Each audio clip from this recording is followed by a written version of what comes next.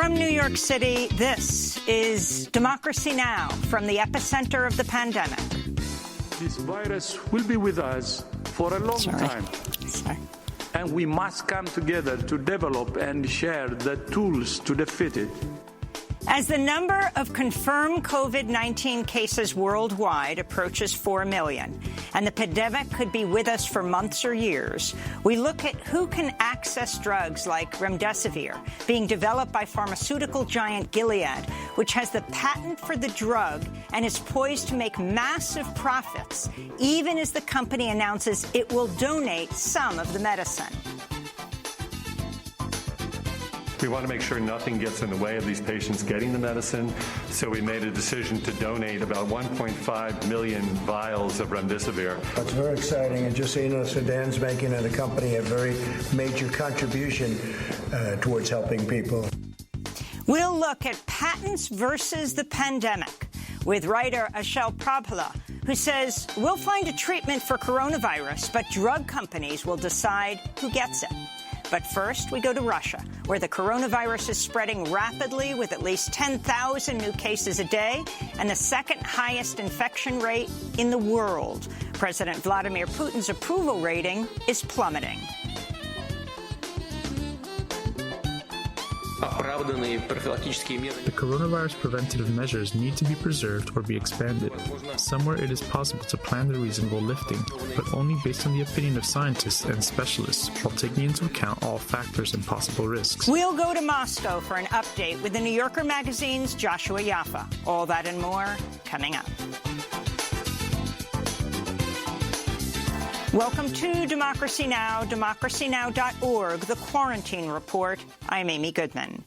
The U.S. coronavirus death toll continues to climb, even as 41 states have announced plans to partially reopen their economies. Officially, more than 73,000 U.S. residents have died of COVID-19, more than a quarter of the global toll, though many researchers believe the true figure is likely tens of thousands of deaths higher. This week, a University of Washington study predicted more than 130,000 U.S. residents will die of COVID-19 by the end of the summer as states loosen stay-at-home and social distancing rules. In Texas, leaked audio of a conference call reveals Republican Governor Greg Abbott knew his plan to reopen Texas's economy would result in more coronavirus infections and deaths.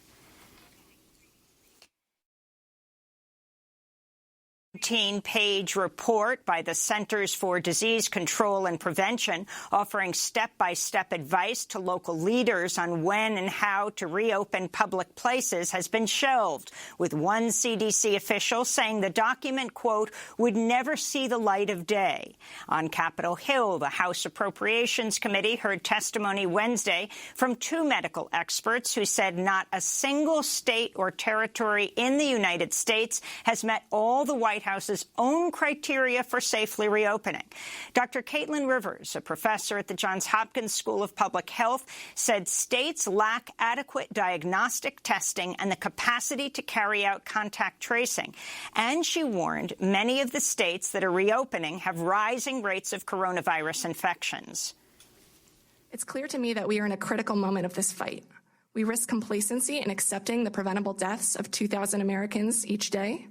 We risk complacency in accepting that our healthcare workers do not have what they need to do their jobs safely. And we risk complacency in recognizing that without continued vigilance, we will again create the conditions that led to us being the worst affected country in the world. Not testifying Wednesday was Dr. Anthony Fauci, a top infectious disease scientist on the coronavirus task force, who was barred by the White House from appearing before the House Appropriations Committee. A new report finds the U.S. private sector lost more than 20 million jobs in April as coronavirus lockdowns came into effect, by far the worst one-month surge in job losses ever recorded. The U.S. unemployment rate is now at levels not seen since the Great Depression. This morning, the Labor Department is releasing its latest weekly unemployment figures, with economists expecting another 3 million new jobless claims filed in the week ending May 2nd. Meanwhile, an alarming new report by by the Brookings Institution finds nearly 20% of U.S. children ages 12 and under, that's a fifth of these children, are going without enough food during the coronavirus crisis. And the Washington Post reports not all U.S. residents are impacted equally. A poll found that 20% of Latinx workers and 16% of African Americans report being laid off or furloughed, compared with 11% of whites. In Ohio, Republican Governor Mike DeWine said Tuesday he's cutting $775 million from the state budget over the next 2 months. The austerity includes $210 million in cuts to Medicaid and nearly $500 million in cuts to education. Governor DeWine said he won't tap the state's $2.7 billion rainy day fund. We've received a lot of questions. Are you going to pull down the rainy day fund? And the answer is yes, we will. We're just not going to do it in the next 2 months. Governor DeWine's budget cuts came as President Trump said congressional proposals to fund state governments during the pandemic were unfair to Republicans because, quote, all the states that need help, they're run by Democrats in every case, Trump said. He made the remark Tuesday from Arizona, a state whose Republican-led government projects a budget shortfall of as much as $1.6 billion by the end of the fiscal year. The United Nations said Wednesday it needs billions of dollars in additional funding for humanitarian aid as the pandemic sends food prices soaring, even as millions of workers have lost their jobs. The UN's Humanitarian Affairs Office says only about half the $2 billion in emergency funding it requested in March has arrived, although the office now says it needs nearly $7 billion to help the most vulnerable countries. Meanwhile, the head of the World Health Organization warned Wednesday governments that lift remain-at-home orders too quickly run the risk of new waves of coronavirus infections and deaths. This is Dr. Tedros Adhanom. The risk of returning to lockdown remains very real if countries do not manage the transition extremely carefully and in a phased approach. In Brussels, European Union leaders warn the 27-nation bloc is facing the worst recession in its history, with forecasters projecting a 7.4% drop in economic output. The dire news came as Germany began a phased reopening of the economy, with schools, daycare centers, and some restaurants set to reopen with social distancing rules in effect. In Italy, COVID-19 deaths have hit a nearly 2-month low, while France is set to end its lockdown on May 11th. The Spanish government has announced an investigation into whether the closing ceremony of Spain's largest field hospital during the coronavirus crisis, which took place May 1st, violated Spain's emergency decree and social distancing rules. Over 1,000 people crowded into the closing ceremony of the IFEMA Field Hospital, set up in a vast convention center that played host last December to the United Nations Climate Summit. Images of the event show people packed together, not observing the 2-meter social distancing rule. Venezuelan state television has aired video of a captured U.S. mercenary who was arrested after taking part in a failed attempt to topple Nicolas Maduro's government. The coup attempt occurred Sunday when 10 armed men landed in a boat near Caracas. Venezuelan authorities killed 8 of the men. 2 men, both Americans, were captured. In the video, Luke Denman said he was working for a Florida-based private security firm called Silvercore USA, run by a former Green Beret, and for Juan Guaido, the U.S.-backed Venezuela opposition leader.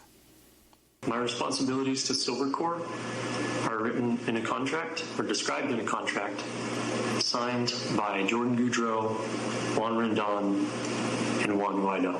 President Donald Trump Wednesday vetoed a bipartisan Senate resolution aimed at limiting the president's authority to attack Iran without congressional approval.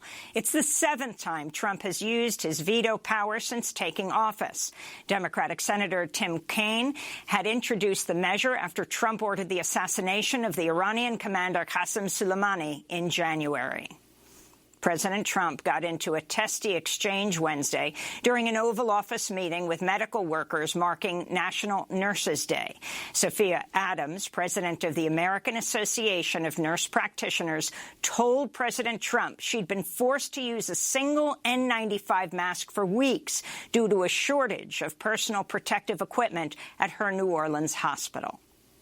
So PPE has been sporadic, but it's been manageable, and we do what we have to do. We're nurses, and we learn to adapt and do whatever the best thing that we can do for our patients to get the job done and get the care provided. Sporadic for you, but not sporadic for a lot of other people. Oh, no, I agree, Mr. President. Because I've heard the opposite. They were speaking in the Oval Office.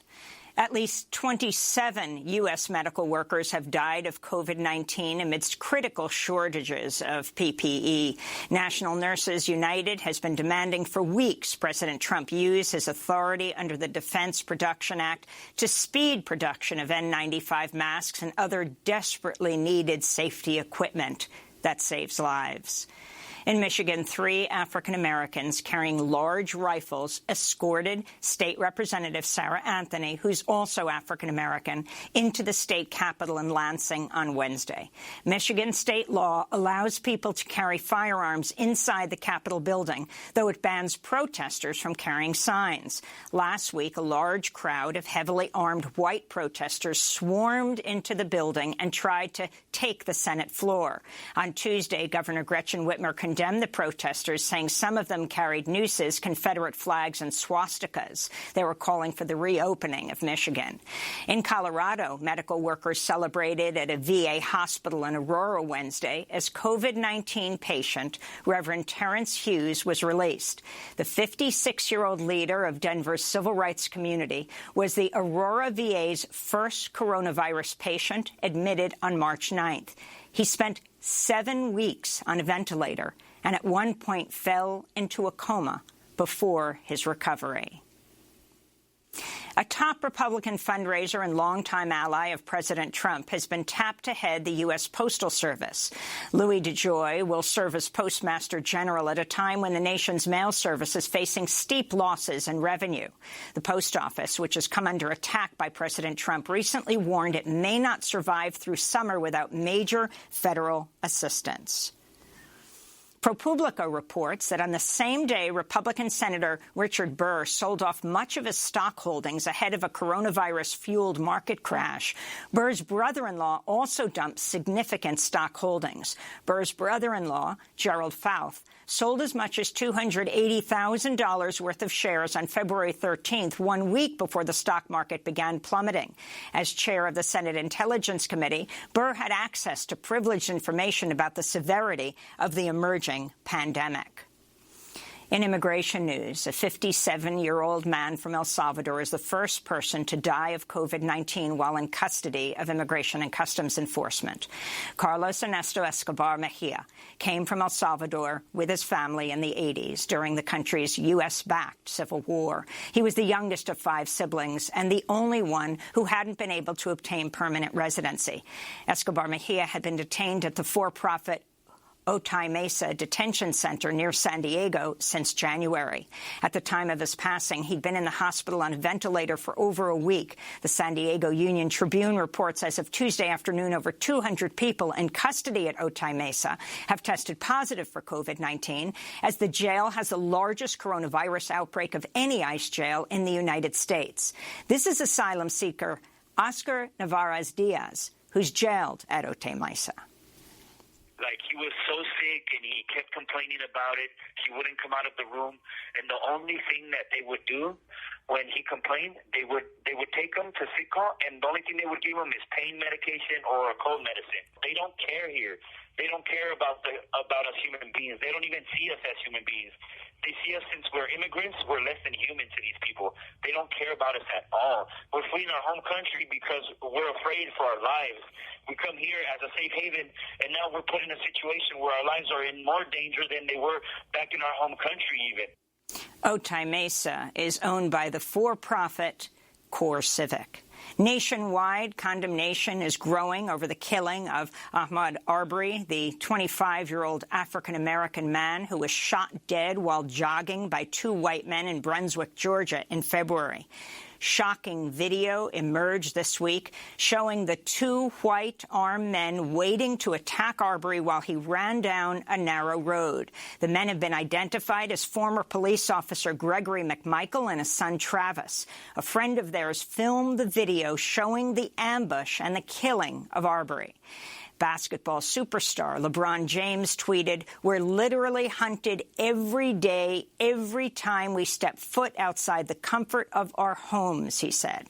Democratic presidential candidate Joe Biden condemned the killing, writing on Twitter, quote, "The video is clear. Ahmaud Arbery was killed in cold blood. My heart goes out to his family, who deserve justice and deserve it now. It's time for a swift, full, and transparent investigation into his murder," Biden wrote.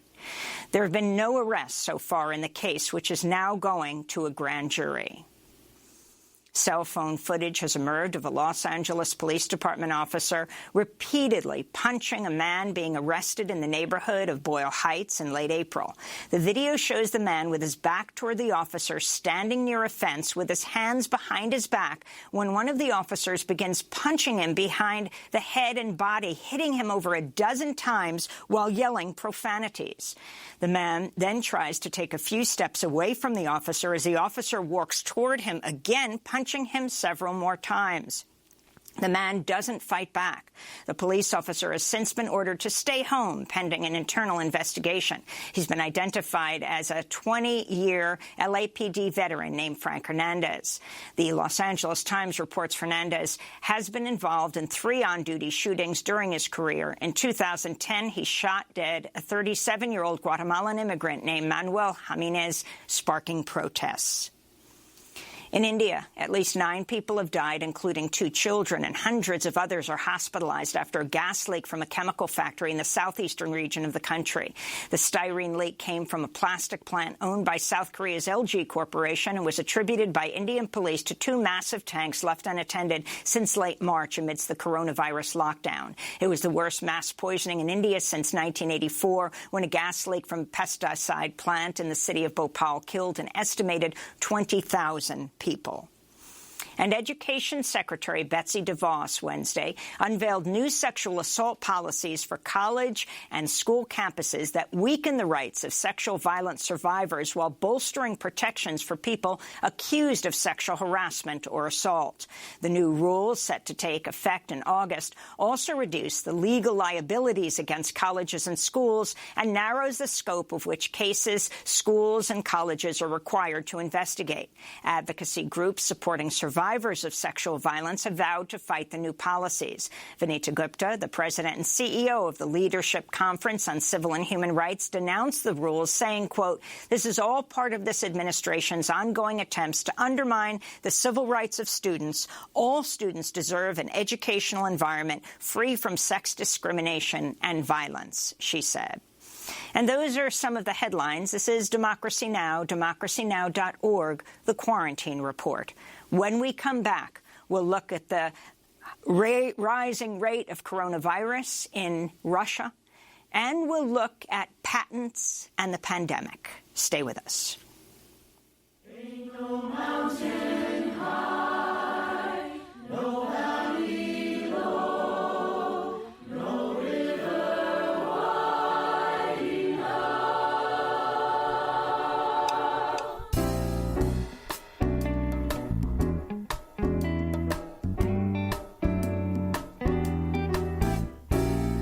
Now if you need me, call me, no matter where you are, no matter how far. Don't worry, baby, just call my name, I'll be there in a hurry.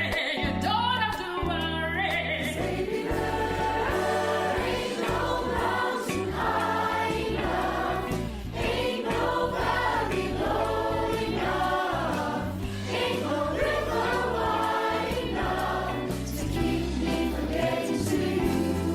Remember the day I set you free? I told you you could always count on me. And from that day on, I've been fighting. I'll be there when you want me, some way, somehow. Ain't no mountain high enough. by Boston Children's Chorus and choirs from around the world, featuring Massachusetts-born opera star Andrea Baker. The video is dedicated to the staff of Massachusetts General Hospital and all healthcare workers around the world. This is Democracy Now!, democracynow.org, the Quarantine Report.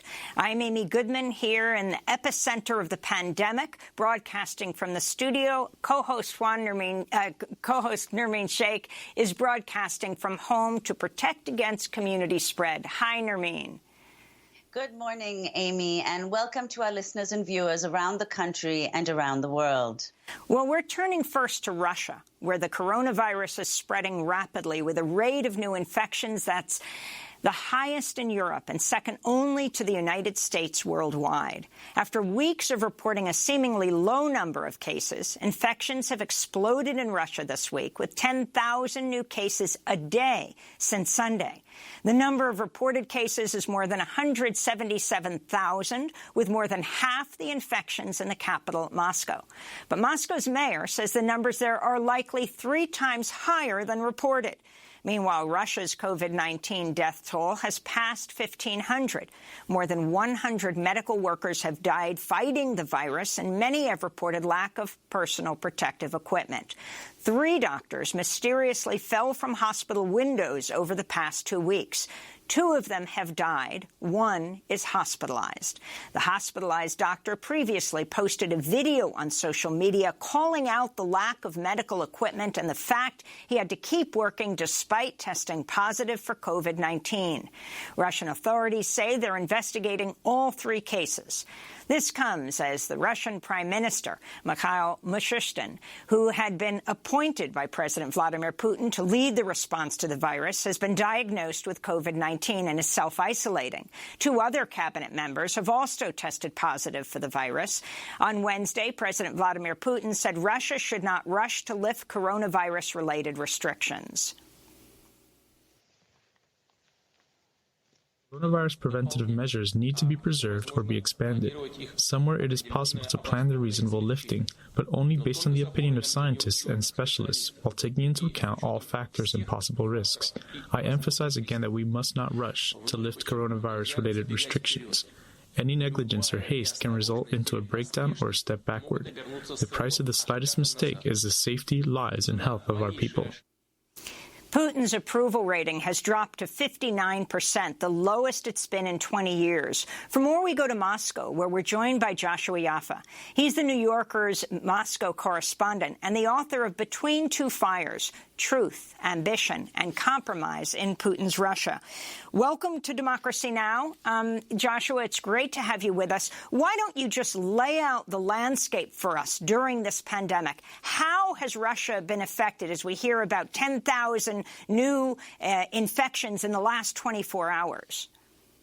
Sure. The trajectory, as much as you outlined in your introduction, throughout March, Russia looked like it had and did have a relatively low number of at least officially recognized cases at a time when cases were spiking in much of Europe and beginning to spike in the U.S., New York especially. Russia had a few hundred cases, and it looked like either Russia was going to get a delayed the national level epidemic in Russia would come with some delay, or maybe Russia might avoid the worst effects of the pandemic, as we've actually seen in some countries in Central and Eastern Europe. A month and change later, it now seems that the answer is pretty clear. It's that Russia just was a bit slower in dealing with or facing the full brunt of this pandemic, but it's facing it quite dramatically with statistics that you laid out in the introduction. The rate of growth of new cases is now second in the world only to the United States, a kind of superpower competition that neither side, I'm sure, wants to be winning. But with over 10,000 new cases announced every day, that puts Russia in the number 2 position, bringing its total number of cases to over 177,000, also putting Russia in the top, I think, 6 or 7 for overall cases throughout the entirety of this pandemic. And it remains largely, though not exclusively, a Moscow phenomenon. Like in London in the UK and New York in the US, the capital and major globally connected metropolis is the epicenter of the epidemic. About half or even more of all known cases in Russia are in Moscow, and every day when that new case count is released, about half or more are Moscow cases. So it's very much a tale of two countries. You have Moscow, which is being extraordinarily hard hit, and then you have the rest of the country where you do have isolated pockets of infection. I wrote a story for The New Yorker last week about infection clusters that were breaking out at some of the remote oil and gas fields in Siberia and the far north in the Arctic, where you have workers living in very cramped conditions, turning those work sites into hot spots. And I think that's the main worry for the Russian government going forward, is how much does coronavirus on the Russian scale continue to be a Moscow issue, and how much does it turn into a nationwide one, like in so many capital cities around the world. But I think in Russia, all the more dramatically, Moscow is a very different place than the rest of Russia, especially when it comes to things like infrastructure, per capita spending on healthcare and other measures, transport, other infrastructure questions. So you haven't necessarily seen Moscow hospitals stretched beyond the breaking point. They have been pushed to their limit. You've seen announcements from hospital directors, as well as more informal announcements on social media and elsewhere from doctors themselves about being pushed really up into the limit. But still, perhaps Moscow hospitals are able to manage even this spiking caseload. That's a different story entirely when it gets to the provincial regions in Russia. And if the national scale epidemic begins to filter out into the regions in big numbers, I think that's going to be a much more dangerous and potentially disastrous story for Russia. Joshua, in a piece that you wrote earlier this year in March, you talked about various people whom you'd spoken to in different parts of Russia who told of having coronavirus symptoms, attempting to get tested, and not being able to be tested for coronavirus. Now, we know testing has been a major problem across the world, including, of course, in the U.S. So could you say a little now about what access to testing is like in Russia, and to what extent that accounts for reports of these 10,000 infections, for example, in the last 24 hours?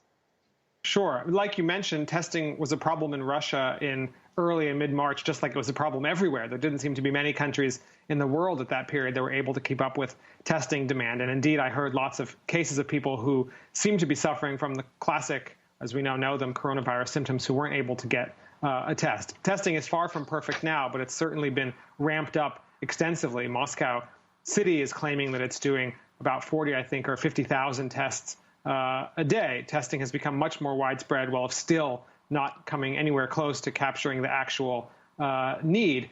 The Moscow city government does put forward this argument that the reason you're seeing such a spike in cases is that now the testing resources and the ability to test has been built up to a level where they can go out into the population and test people. And so the numbers are not necessarily are reflective of increased testing rather than a spiking spread of the virus. But that's impossible to check. The Moscow city government, very much a part of the Kremlin overall political machine run by Mayor Sergei Sobyanin, who's very much a loyal member of Putin's political inner circle, even as this Mayor Sobyanin has emerged as a somewhat, if not exactly independent, then a kind of parallel voice and source of authority in dealing with coronavirus, at least here in Moscow. But very hard to fact check some of these claims coming out of the Moscow city government. But that does say, the Moscow city government is saying, for example, that about half the cases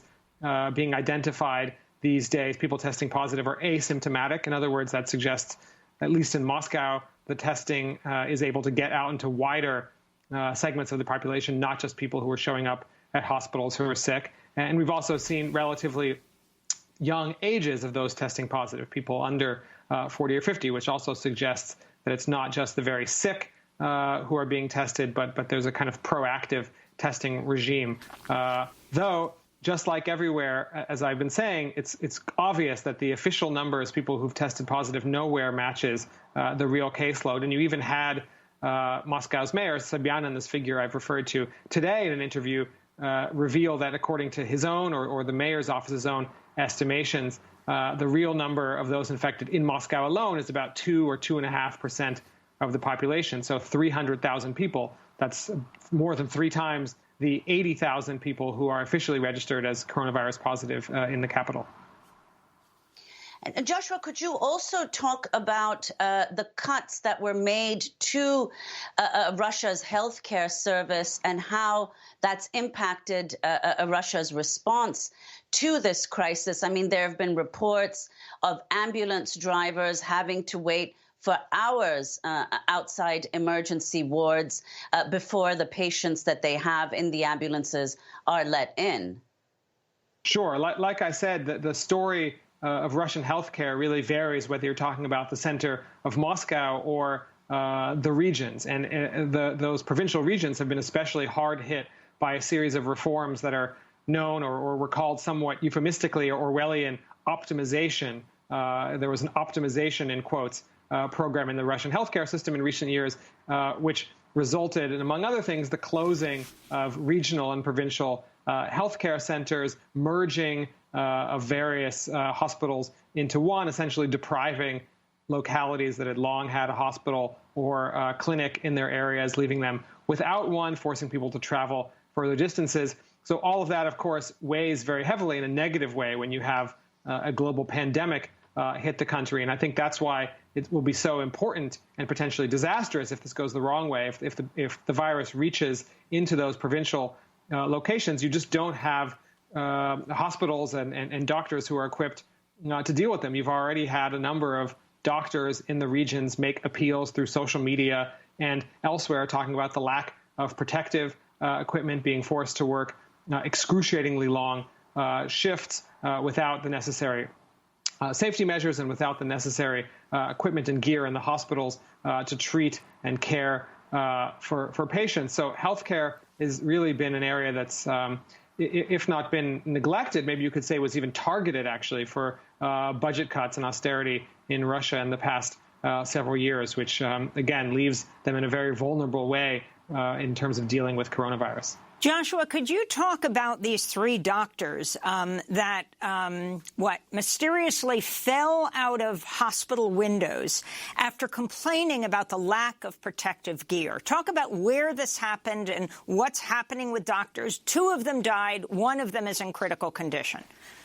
Sure. That's happened. There's one case just outside of Moscow, another one in Siberia, and a third, I believe, down in southern Russia.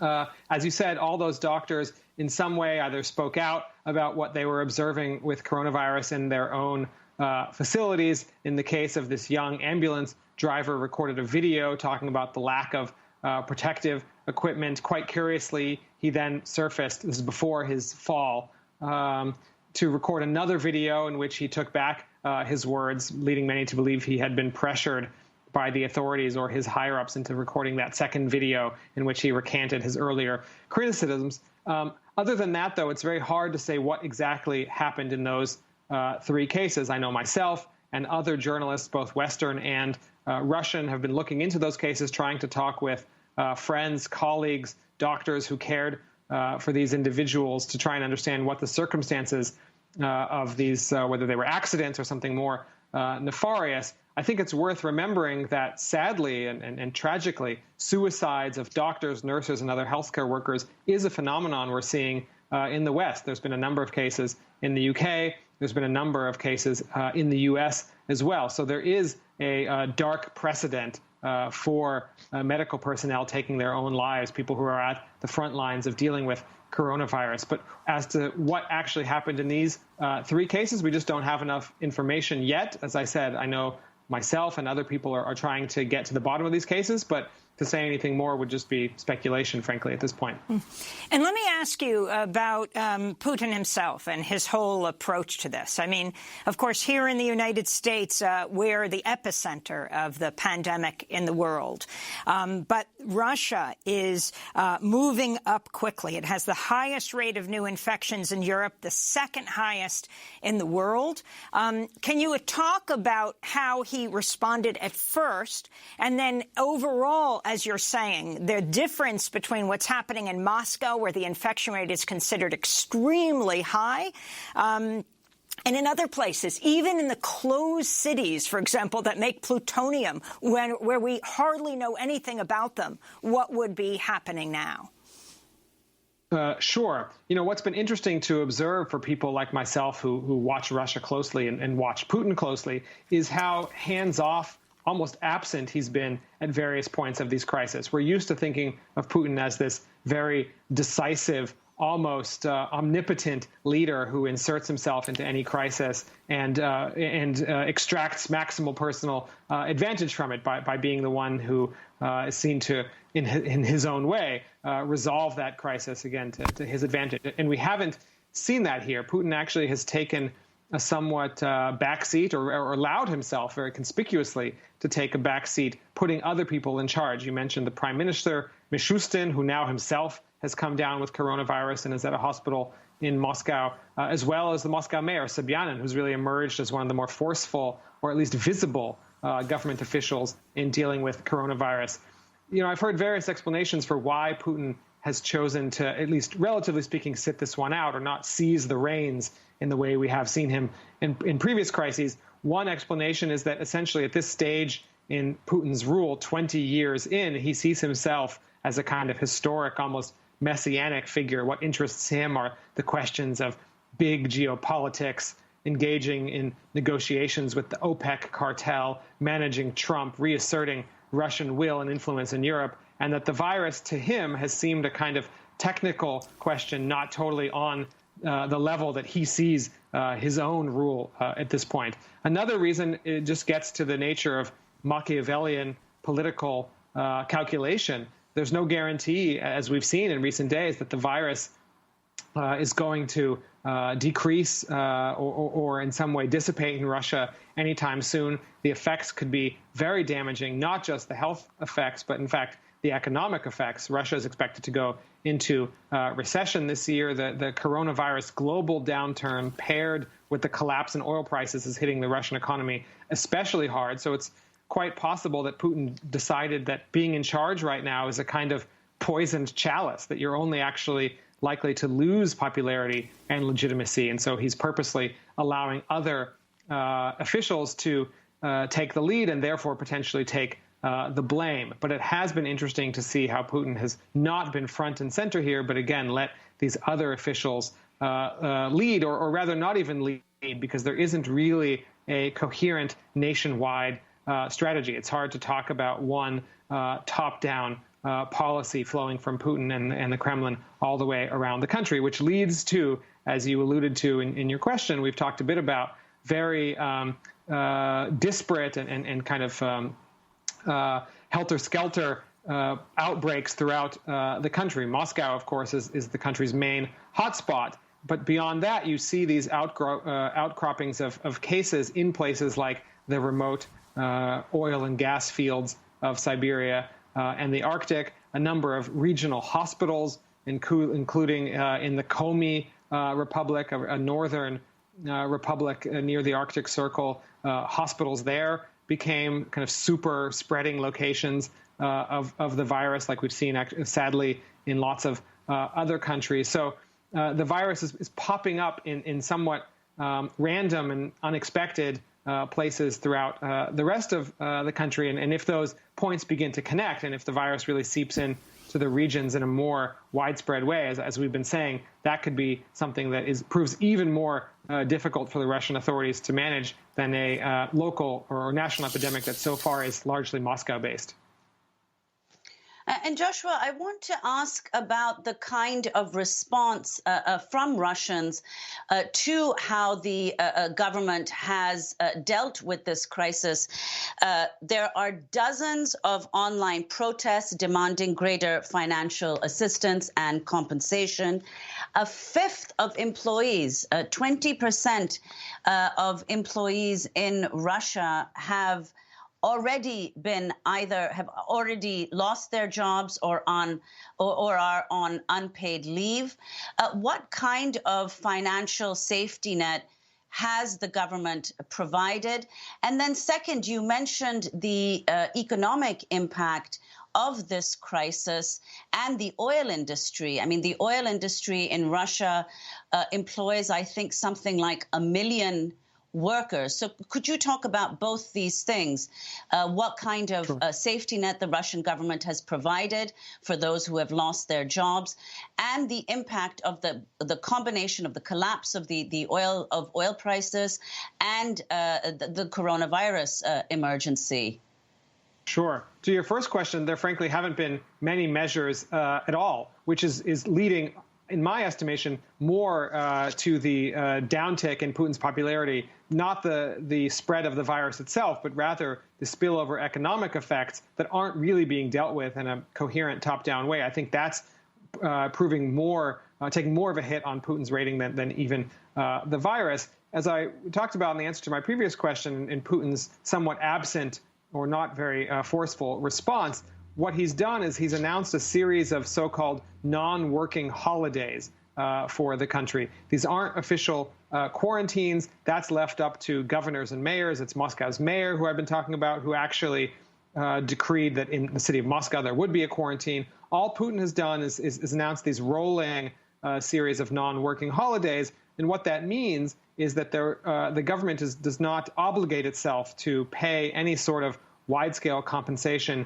not to employers and not to employees. Putin has said no one should lose their job as a result of this crisis, that all employers should continue to pay salaries. But with the Russian government not providing wide-scale economic relief for those employers, for small and medium businesses, there simply isn't any money to pay those employees. So it's a bit of a paradox that the Kremlin hasn't really resolved. And I think it's growing economic frustrations that are leading to that sort of, if not exactly protest mood, because there isn't really anywhere or any way to protest right now. And that may be one thing that helps the Kremlin squeak through this crisis, even if support for Putin and its policies continue to fall. It's not just difficult, but impossible to gather people in the street right now for a protest. As to the question about oil, I think what's more important financially for Russia is not even the amount of people employed in the oil and gas sector. Relatively speaking, the extraction of oil and gas is a pretty labor-unintensive enterprise compared to other forms of economic activity. But it's extraordinarily important for the Russian budget. And I believe half or more than half of all Russian workers, one way or another, depend on the Russian budget. They could be considered state employees in one form or another. So having money in the federal budget to then distribute around the country, that's what's extraordinarily important. Historically, or in recent years, the Russian budget has been balanced, I think, at about $40 or $45 per barrel of oil. Of course, oil has gone much lower than that in recent weeks, stabilized a bit. But if oil stays low for a considerable amount of time, that's going to really take a big chunk out of the Russian budget. And it's the ability to spread that budget money around the country that has been an important factor for 20 years of relative, if not stability, then at least longevity of the Putin system. Joshua Yaffe, we want to thank you so much for being with us, Moscow correspondent for The New Yorker magazine, author of Between Two Fires, Truth, Ambition, and Compromise in Putin's Russia. When we come back, we look at patents versus the pandemic. We'll speak with a writer who says we'll find a treatment for coronavirus, but drug companies will decide who gets it. Stay with us. We're going to Bangalore, India.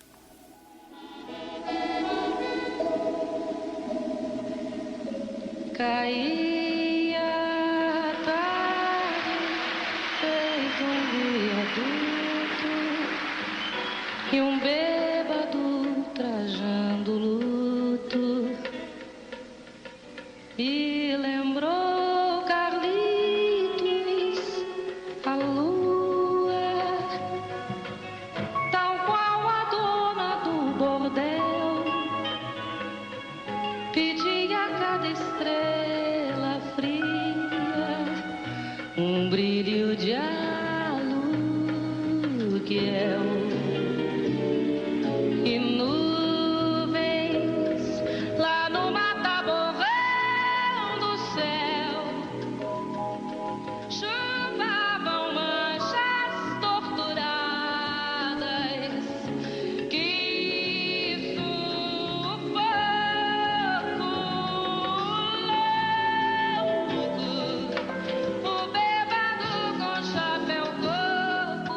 The Drunk and the Equilibrists, sung by Elis Regina and composed by the great Brazilian songwriter Aldir Blanc, who died Monday at the age of 73 from COVID-19. This is Democracy Now!, democracynow.org, The Quarantine Report. I'm Amy Goodman with Nermeen Sheikh. As the global death toll from COVID-19 tops more than 265,000 and confirmed cases worldwide approach 4 million, though it's clear they're much higher, the head of the World Health Organization has urged the world to unite to defeat the disease. But just as the number of new cases and deaths is declining in some countries, it's mounting in others. This virus will be with us for a long time, and we must come together to develop and share the tools to defeat it. This comes as new clinical trials by the National Institutes of Health of the experimental antiviral drug remdesivir show it reduced hospitalization stays for people infected by the coronavirus from something like 15 to 11 days compared to a placebo treatment, but did not significantly improve survival. Meanwhile, the Food and Drug Administration granted authorization Friday to pharmaceutical giant Gilead Sciences for emergency use of remdesivir to treat patients with COVID-19, paving the way for broader use. President Trump announced the news from the Oval Office, joined by Gilead's chief executive, Daniel O'Day. This is O'Day. We want to make sure nothing gets in the way of these patients getting the medicine, so we made a decision to donate about 1.5 million vials of remdesivir. Gilead's donation is expected to be enough to treat at least 140,000 patients, depending on the number of days they need to be treated. A draft government report projects COVID-19 cases will surge to about 200,000 per day by June 1st. Gilead started developing remdesivir in 2010 as a potential Ebola treatment and has patent exclusivity for the next 15 years. Analysts say the company's total revenue from the drug could top $11 billion if it's a successful treatment for COVID-19. In March, Gilead sought an orphan drug designation from the FDA for remdesivir, a class given to treatments for rare diseases, but rescinded its request after public outcry. It recently spent a company record of $2.45 million in the first quarter to lobby Congress and the White House. Some members of Congress are now asking how much consumers will pay for the drug. For more on how much drugs like remdesivir will cost and who gets access to them, we're joined by Ashel Prabhala, coordinator of the Access IBSA project, which campaigns for access to medicines in India, Brazil, and South Africa, wrote a piece with Nobel Prize-winning economist Joseph Stiglitz on patents versus the pandemic. And his recent piece for The Guardian's headlined, "We'll find a treatment for coronavirus, but drug companies will decide who gets it." He's joining us from Bangalore, India. Welcome to Democracy Now! So if you could fully explain, in using the case study of remdesivir, who profits, who gets access, and how important is this drug? Thank you very much, Amy. The situation with remdesivir is very, very interesting because it's the first treatment to have been approved by the FDA for use against COVID-19. I think everyone agrees that it's not a miracle treatment. The medical consensus is that it's a great first treatment. It's by no means the last, and we'll see more coming out as clinical trials conclude. Remdesivir is owned by Gilead, and I was stunned to hear Daniel O'Day, the CEO, repeat on your show that he will do his best to make Gilead available to everyone around the world, and that he had donated a large number of treatments to the United States. Because Gilead's track record in delivering access to medicines, not just in the United States, but elsewhere, has been horrible. The Trump administration is actually, coincidentally, suing Gilead for the unauthorized use of U.S. government patents from the CDC that are used in a drug that Gilead calls Truvada. Truvada is PrEP. It's what many sexually active gay men can take as a preventive measure against HIV and AIDS. The drug costs $25 a month to take in India, and the price in the United States is $1,800, which obviously acts as a deterrent to buying that drug and therefore constitutes a public health hazard.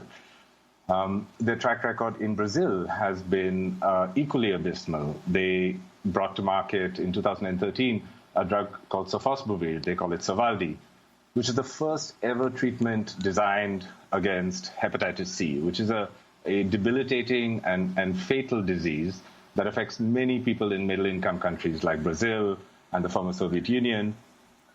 But 6 years after they introduced it, in 2019, the cost of the drug, it was $84,000 a year, which meant that the Brazilian government simply couldn't afford to buy enough of it.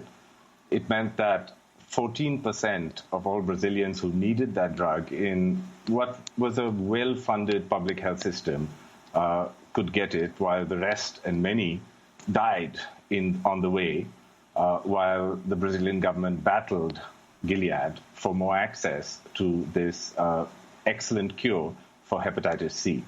So Gilead's track record is highly suspect, and the fact is that patents and monopolies that pharmaceutical companies own have been hobbling the lives of people in developing countries, in poor countries, for at least 3 decades. It's only in the last 4 or 5 years that there's been a visible impact that these pharmaceutical monopolies have had in richer countries, especially those without a universal healthcare system like the United States. And I'm glad that there is more and more action on this issue now in countries where much of the lobbying and much of the marketing and much of the stock market value of these companies is based, because that indicates that perhaps there will finally be some action on reining in these pharmaceutical monopolies, both by societies as well as the states that actually allow these monopolies to exist. Achal, you talked about Gilead's record with both hepatitis C medicine as well as HIV/AIDS, but one of it's not just Gilead, of course, that has these patents and overprices the drugs, life-saving drugs. I mean, one of the most stunning examples is, of course, as you know, pneumonia, for which a vaccine has long existed, over which Pfizer Pharmaceuticals holds the patent, and still 100,000 children below the age of 5 die every year in India alone from pneumonia. So could you talk about the steps that the international community, multilateral organizations like the WHO have taken to limit the power of pharmaceutical companies in having these patents and setting these exorbitant drug prices that have such lethal consequences around the world, but especially in the developing world? I'll start with the last part of your question, which is what steps have states taken historically to rein in these drug prices? And the answer is very little. What steps have the UN organizations like the WHO taken? A little more. They could do a lot more. The truth is that a lot of us hold out hope for when this pandemic will end, thinking that it'll end when treatments and vaccines emerge, when a cure emerges. But my experience and our experience in poorer parts of the world, we know bitterly that, in fact, the fight begins once a treatment or a vaccine emerges. The distance between Washington, D.C. and Johannesburg is about 8,000 miles.